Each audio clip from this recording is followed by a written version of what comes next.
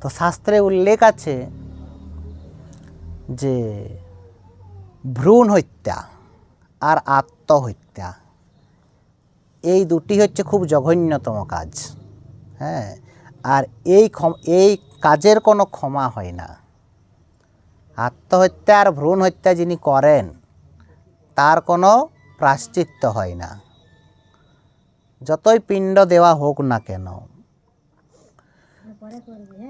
তো সেই আপনারা ভালো করে জানেন যে গয়াধাম হচ্ছে খুব বিখ্যাত। কেন না সেখানে মানুষ পিণ্ড দেয়। কি দেয়? পিণ্ড দেয়।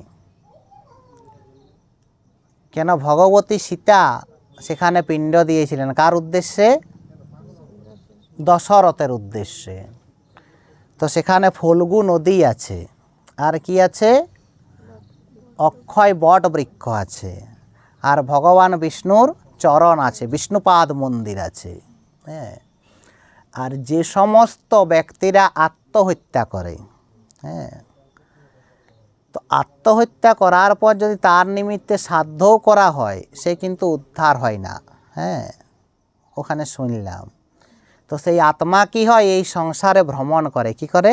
ভ্রমণ করে প্রেতাত্মা রূপে। তো সেই গয়াতে বিষ্ণুপাদ মন্দিরের সামনে একটি বিশাল কুয়ো আছে। কি আছে? কুয়ো আছে। তো যারা আত্মহত্যা করে তাদের ত্রিপিণ্ডি দেওয়া হয়। কি দেওয়া হয়? ত্রিপিণ্ডি। একটি পিণ্ড দেওয়া হবে বিষ্ণুপাদে, একটি দেওয়া হবে ফল্গু নদীতে, আর একটি দেওয়া হবে অক্ষয় বটে। আর কি হয় না, সেই আত্মাকে ওই কুয়োর মধ্যে নিক্ষেপ করে দেওয়া হয়। হ্যাঁ, কেন না যাতে সেই গয়াধামে বসবাস করে।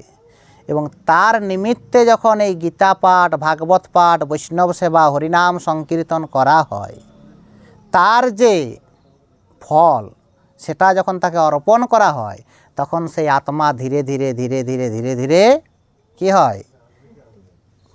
মুক্তি পায়।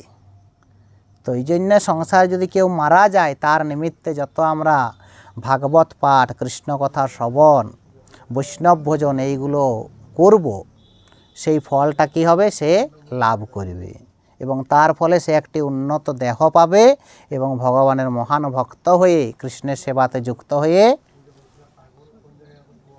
স্বরূপে সবার হয় গোলকেতে স্থিতি, সেই ভগবানের ধাম প্রাপ্ত হবেন। হ্যাঁ, তো ওই জন্য আমরা যারা যারা এই মনুষ্য জন্ম পেয়েছি আমরা যেন আত্মহত্যা না করি। হ্যাঁ, তো আত্মহত্যা দুটি